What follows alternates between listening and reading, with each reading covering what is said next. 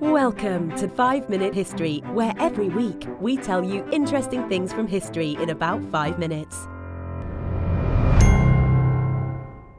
And now, here is your host, Wayne Armstrong. Hi guys, welcome to 5 Minute History, episode 10, The History of Cinema. It is probably worth noting that the idea of the cinema was not created by a single person, but rather evolved from one thing to another. This started with the kinetoscope, the first prototype for which was demonstrated by the Edison Company in 1891. The machine showed a series of still images in rapid succession, giving the illusion of motion. The images were held on a film, which could be observed by a single viewer through an eyepiece at the top. Running in a continuous loop, the film would last for about 20 seconds or so. A few years afterwards, kinetoscope parlours started to open, first in New York and then in London, offering a choice of films for people to see. However, the plan to open more of these parlours was halted by the Lumiere brothers, who demonstrated projected movie images to a fee-paying public, the first true cinema experience, in Paris in December 1895. Over the next 20 years, the technology gradually caught on, with film industries becoming established in the USA, Europe and Russia, although the USA would become dominant due to advances in Europe and Russia being slowed by the First World War. As more people paid to see the films, the more money was invested into the industry, with longer and more diverse films being produced. Money was also invested into distribution, as more and more people were able to watch the films in purpose-built cinemas. Not all early cinema was silent. In fact, the very early films were often accompanied by a lecture as well as music, and there was often a lot of audience participation, which added to the excitement.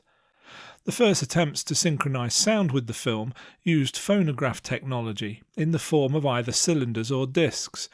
The first full-length movie to successfully add synchronised sound was 1927's The Jazz Singer, which used a separate disc for each reel of film. This process, which was called Vitaphone by Warner Brothers, was unreliable and was soon replaced with an optical system that was incorporated into the edge of the film itself. Although some thought that it would never catch on at the cinema, by the 1930s pretty much all films were accompanied by sound, and by the 1950s stereo sound would be standard. Colour had been used in cinema very early on, with a British system called Kinemacolor, with a K, being used commercially by 1909. These early systems used black and white film, but photographed and projected the images through coloured filters. Technicolor was the main system used in Hollywood from 1922 until well into the 1950s, and was well known for its spectacular use of colour saturation. Kodachrome was born in 1935, and this was followed in 1936 by Agfacolor. These were the first true colour films, where the film itself was coated with 3 different layers of colour-sensitive emulsion. This type of film was still being used well into the 21st century. Becoming more common in the 1950s was a wider screen aspect ratio, which allowed for more information to be presented on screen, thus getting the viewer more involved. More importantly, it set cinema apart from television, which by this time was starting to become very popular. CinemaScope led the way. It still used 35mm film, with the wider images being squeezed onto it, which resulted in them having to be unsqueezed by the projector lens to enable the images to fit to the wider screens. Although this and other innovations had some success in the battle against television, audience figures steadily declined over the next 30 years. In Great Britain, the highest attendance figures achieved for cinemas was over 31 million per week in 1946. By 1985, this was down to 1 million. Cinema has fought back somewhat in recent years, especially since the advent of the multiplex cinema, which gives the ticket-buying audience more choice with multiple screens in one location showing several different films. The first of these to open in Britain was in Milton Keynes in 1985, and viewer figures went back up to around 3 million per week as a result. We also now have IMAX cinemas, which use 70mm film to allow projection onto huge screens. IMAX screens typically measure 22 metres by 16.1 metres, but the largest of them can be found in Darling Harbour, which is in Sydney, Australia. Its IMAX screen measures a whopping 35.72 metres by 29.57 metres.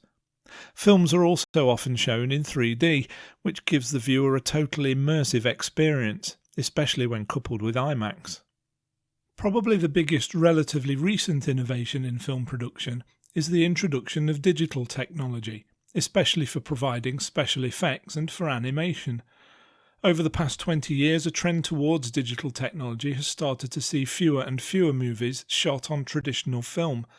Post-production often sees a final transfer of the movie from a computer to the film to be used in the cinema projector, but even this is becoming less and less of a requirement as more and more cinemas are investing in digital projection technology. It is difficult to predict what will happen to the cinema in the future. There's no doubt that the movie industry will continue to innovate, but there is a possibility that we could soon see its total demise as more and more people watch their movies on television courtesy of a plethora of internet-based services. This would be a shame though, as watching a movie at home where the kids are also paying attention to their social media accounts is just not the same as a family trip out to the cinema, where the only distraction is trying to find the popcorn in the dark. I hope you enjoyed that episode of 5 Minute History. If you did, please hit the thumbs up, and don't forget to subscribe for plenty more videos to come.